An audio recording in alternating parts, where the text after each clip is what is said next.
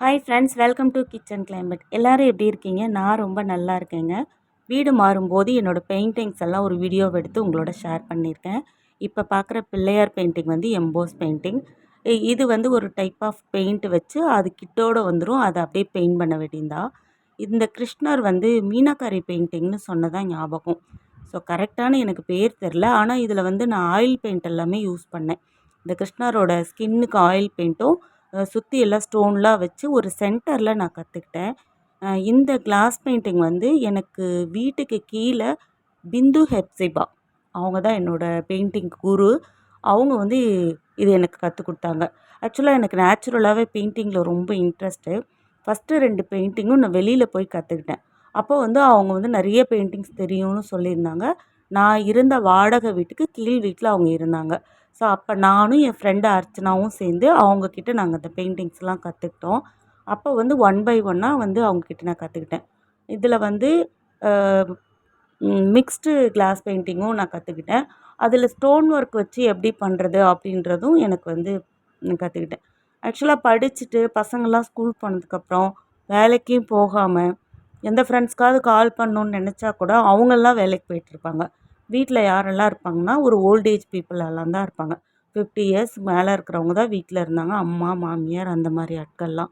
So அதனால் யாரோடையும் என்னால் பேசவோ இல்லை வந்து என்னோடய டைம் எப்படி ஸ்பெண்ட் பண்ணணுன்னு எனக்கு தெரியாத ஒரு டைமில் ஒரு வரப்பிரசாதமாக வந்து அமைஞ்சது தான் இந்த பெயிண்டிங். ஸோ அந்த ஃப்ரெண்டு பிந்து வந்து இல்லை அப்படின்னா இதெல்லாம் என்னால் கற்றுட்ருக்கவே முடிஞ்சிருக்காது. என்னோடய சேனலில் நாள் பட நான் கொஞ்சம் நாள் கழித்து உங்களுக்கு இந்த பெயிண்டிங்ஸ் எல்லாமே வந்து நான் செஞ்சு காட்டுறேன்.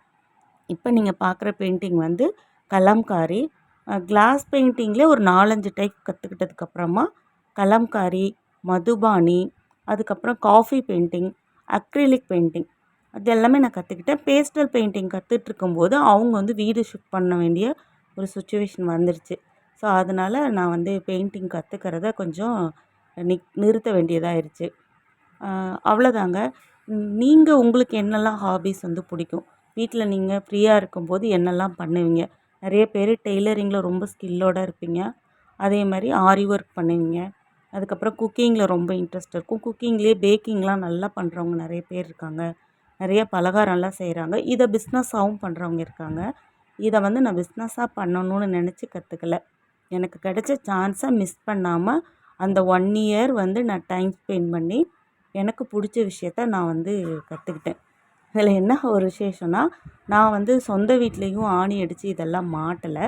அதுக்கப்புறம் வாடகை வீடு மாற மாற மாற ஆணி இருந்துச்சுன்னா மாட்டி வைப்பேன்.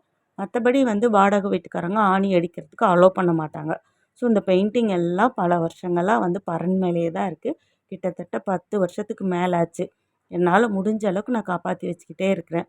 வாழ்க்கையில் எப்போவாவது சொந்த வீடு கட்டி அப்போ வந்து இந்த பெயிண்டிங்ஸ்லாம் ஆணி அடித்து இடம் மாறாமல் இருக்கும்போது மாட்டணுன்றது என்னோடய ஆசை. அது எப்போ நிறைவேறுன்றது கடவுளை பிரார்த்தனை பண்ணிக்கிட்டே இருக்கேன். வீடு மாறினதுக்கப்புறமா நிறைய வீடியோஸ் எதுவுமே நான் எடுக்கவும் இல்லை, எடிட் பண்ணவும் இல்லை. நான் சேனல் ஆரம்பித்தது என்னோட ஒரு டைவர்ஷனுக்கு தான். நான் வந்து இது மணி சம்பாதிக்கணும் அப்படின்ற ஒரு எண்ணத்தில் ஆரம்பிக்கல. ரெகுலராக வீடியோ பார்க்குறவங்களுக்கு தெரியும் இது வந்து என்னோடய இன்ட்ரெஸ்ட் பேஸ் பண்ண ஒரு சேனல் தான் அப்படின்னு.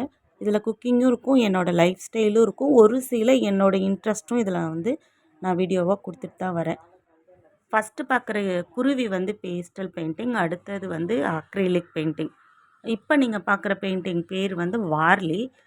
இது வந்து ஒரு கம்மு ஸ்பெசிஃபிக்கான ஒரு கம் வச்சு இந்த மனுஷங்களெல்லாம் வரையணும். இது ஃபுல்லாக நானே க்ரியேட்டிவாக தீம் க்ரியேட் பண்ணி பண்ணது.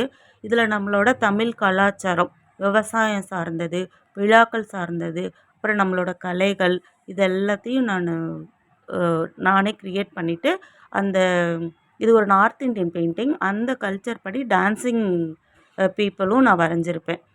இது one of the best painting என்னோடய லைஃப்லன்னு நான் சொல்லுவேன். ஸோ இது எல்லாமே நான் வந்து இப்போவும் பாதுகாத்து தான் வச்சுருக்கேனே ஒழிஞ்சு எல்லாருக்கும் பார்வைக்கு நான் வைக்கலை. இதை வந்து 4 பேருக்கு கற்றுக் கொடுக்கணுன்ற ஆசை எனக்கு ரொம்ப நாள் இருக்குது. அதுக்கான நேரமும் சூழ்நிலையும் வரும்பொழுது நான் வந்து இப்போ இருக்கிற ஜென்ரேஷனுக்கு இதை ஒரு கிளாஸாக எடுத்து சொல்லிக் கொடுக்கணும்னு நினைக்கிறேன். அதுக்குள்ளே நம்ம சப்ஸ்கிரைபருக்கும் இந்த பெயிண்டிங் எப்படி பண்ணணுன்ற ஒரு வீடியோ நான் கண்டிப்பாக போஸ்ட் பண்ணுவேன்.